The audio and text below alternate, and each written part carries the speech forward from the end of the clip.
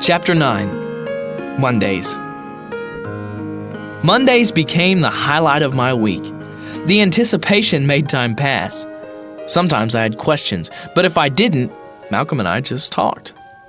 Over the next 7 weeks, we developed a tight friendship. I spent my week reading or just thinking about the ideas Malcolm presented to me.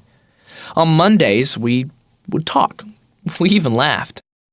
Malcolm had a way of showing new ideas to me, things that were so simple that I could understand them, but so powerful that they changed my life. We eventually talked about each other.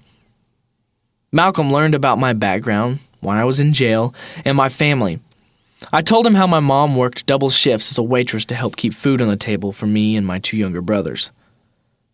I learned a lot about Malcolm, about how he had worked hard to become rich and financially successful. He told me about his struggles with self-doubt and worry. I never would have guessed that Malcolm had any worries at all. He was always so confident. One night I asked Malcolm about his business.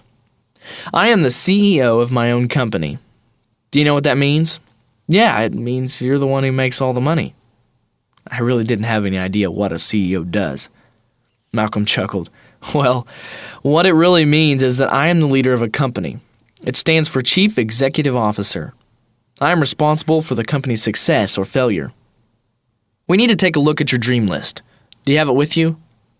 I carried that list with me everywhere. Every time I woke up, I made sure that it was with me. I hadn't put it down since Malcolm and I started talking about it. But I was a little afraid to show it to him. What if he laughs or tells me that I'm stupid? I handed it to him anyway. Malcolm smiled as he looked over my list. Tony, I'm going to show you how to get everything on this list. Then we'll make a new list, and I'll show you how to get everything on that list. Keep this until you get released. They could send me to prison, you know. Yes, they could. Either way, you can keep it until you're released, Malcolm said, handing me back the list. All I could say was okay. I'd make sure I had it when I made it to the outside. I could hardly contain myself during my final meeting with Malcolm at the county jail. My lawyer visited me today, I said to Malcolm. He said he spoke to the DA. I have a court date this Friday, and the DA is going to ask the judge to let me out. I'm getting out on Friday.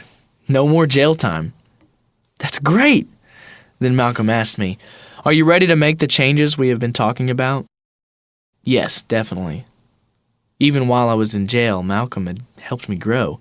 I really felt like a new person. I will never be arrested again, I told him. Malcolm said, Here's what we are going to do. On Saturday morning, the day you get out, I want you to meet me at the lighthouse on the east side of Lake Hefner to run at 6 a.m. I nodded. I was so excited that I almost didn't realize that Malcolm meant 6 in the morning. I didn't care. I had made a promise and knew that I would be there. Malcolm said, It's a little strange that this little lake has a genuine lighthouse. There are no ships on Lake Hefner, so the lighthouse is just for decoration. It was built a few years ago by developers, but it's great to use as a place to meet. I'll be there, I promised. Friday finally came. I sat in my cell and waited for something to happen.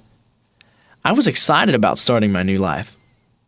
All the time I'd spent reading and meeting with Malcolm had shown me that my future held real possibilities. No more getaway cars for me. A guard came, unlocked the door, and motioned me out of the cell. All of the other inmates stayed.